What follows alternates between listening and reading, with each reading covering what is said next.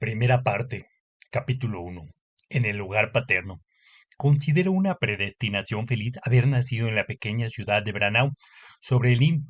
Branau, situada precisamente en la frontera de esos dos estados alemanes, cuya fusión se nos presenta, por lo menos a nosotros los jóvenes, como un cometido vital que bien merece realizarse a todo trance.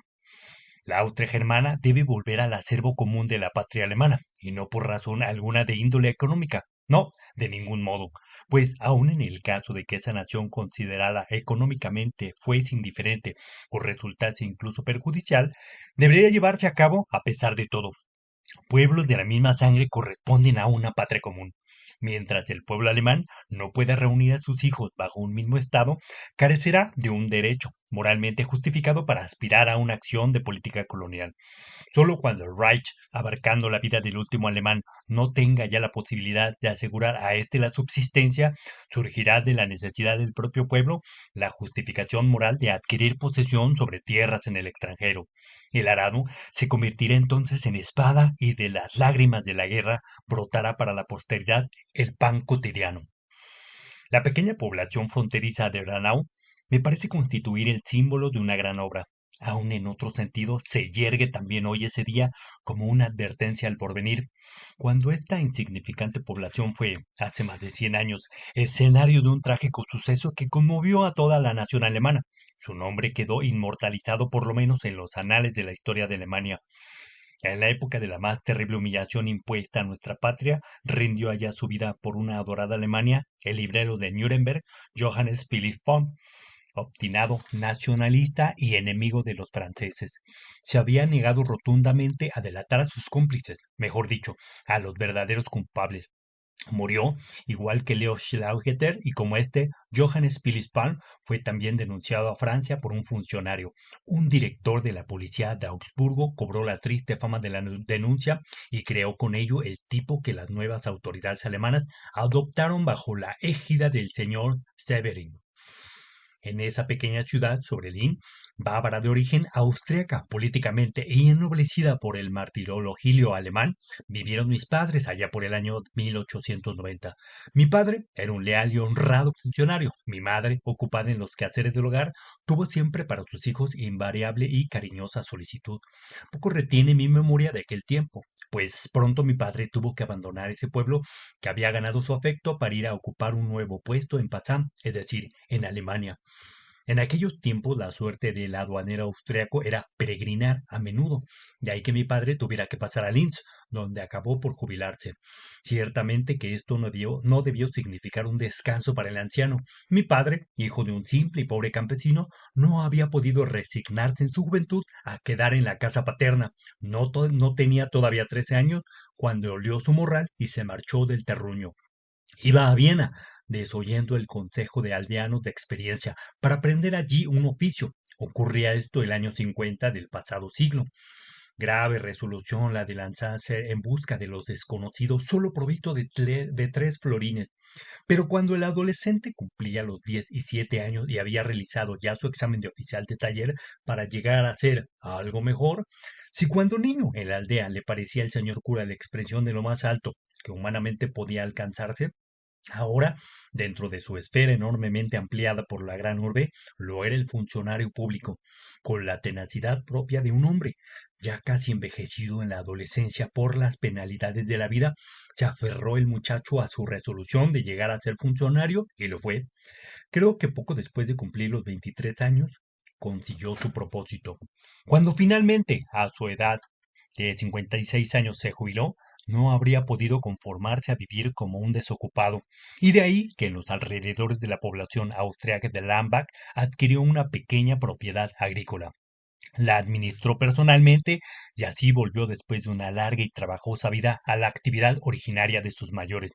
Fue sin duda en aquella época cuando forjé mis primeros ideales, mis ajetreos infantiles al aire libre, el largo camino a la escuela y la camaradería que mantenía con muchachos robustos, que era frecuentemente motivo de hondos cuidados para mi madre. Pudieron haber hecho de mí cualquier cosa menos un poltrón. Si bien por entonces no me preocupaba seriamente la idea de mi profesión futura, sabía en cambio que mis simpatías no se inclinaban en modo alguno a la carrera de mi padre. Creo que ya entonces mis dotes oratorias se ejercitaban en altercados más o menos violentos con mis condiscípulos. Me había hecho un pequeño caudillo que aprendía bien y con facilidad en la escuela, pero que se dejaba tratar difícilmente.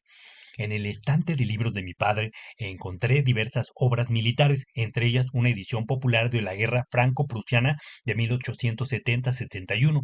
Se trataba de dos tomos de una revista ilustrada de aquella época e hice de ellos mi lectura predilecta. Desde entonces me entusiasmó cada vez más todo aquello que tenía alguna relación con la guerra o con la vida militar.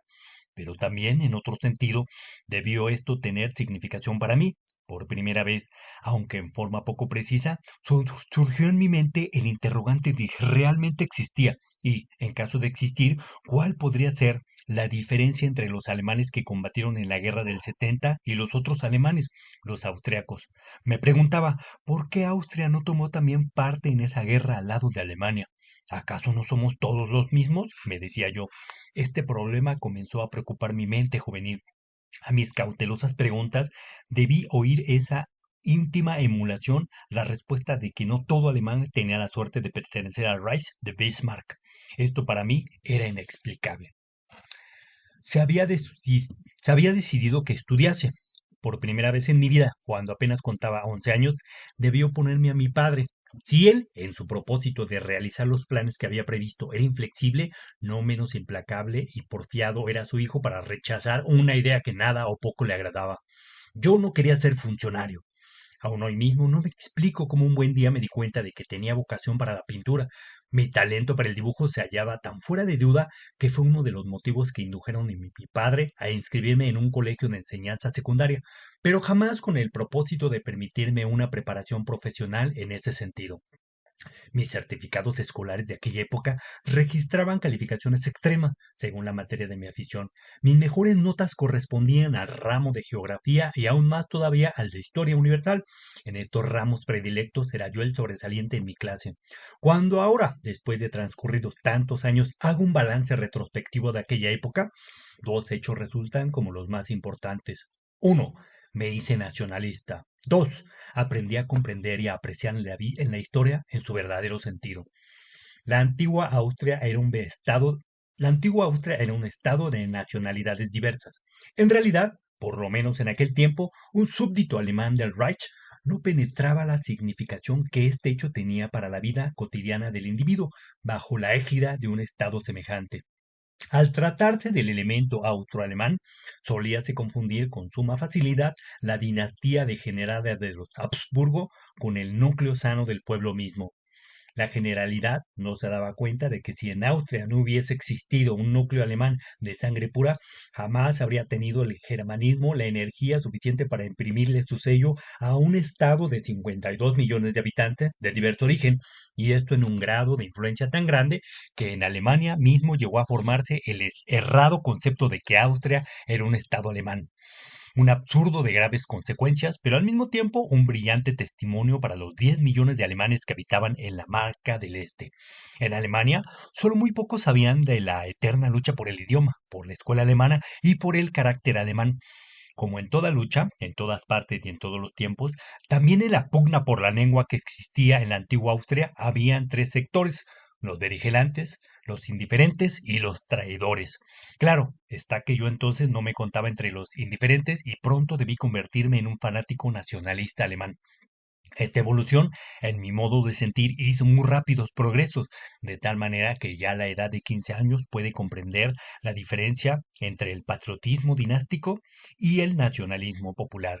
Desde aquel momento solo el segundo existió para mí. ¿Acaso no sabíamos ya desde la adolescencia que el Estado austriaco no tenía ni podía tener afección hacia nosotros los alemanes? La experiencia diaria confirmaba la realidad histórica de la acción de los Habsburgo. En el norte y en el sur, el veneno de las razas extrañas carcomía el organismo de nuestra nacionalidad y hasta la misma Viena fue visiblemente convirtiéndose cada vez más en un centro antialemán. La casa de los Habsburgo tendía por todos los medios a una chequización, y fue la mano de la diosa de la justicia eterna y de la ley de compensación inexorable la que hizo que el enemigo más encarnizado del germanismo en Austria, el archiduque Francisco Fernando cayera precisamente bajo el plomo que él mismo ayudó a fundir. Francisco Fernando era nada menos que el símbolo de la tendencia ejercitada desde el mando para lograr la eslavización de Austria. En la desgraciada alianza del joven imperio alemán con el ilusorio Estado austriaco radicó el germen de la guerra mundial y también de la ruina. A lo largo de este libro habré de ocuparme con detenimiento del problema. Por ahora bastará establecer que ya en mi primera juventud había llegado a una convicción que después jamás deseché y que más bien se ahondó con el tiempo. Era la convicción de que la seguridad inherente a la vida del germanismo suponía la destrucción de Austria y que, además, el sentir nacional no coincidía en nada con el patriotismo dinástico. Finalmente, que la casa de los Habsburgo estaba predestinada a hacer la desgracia de la nación alemana. Ya entonces deduje las consecuencias de aquella experiencia, amor ardiente por mi patria austroalemana y odio profundo contra el Estado austriaco. La cuestión de mi futura profesión debió resolverse más pronto de lo que yo esperaba. A la edad de 13 años perdí repentinamente a mi padre. Un ataque de apoplejía tronchó las existencias del hombre todavía vigoroso, dejándonos sumidos en el más hondo dolor.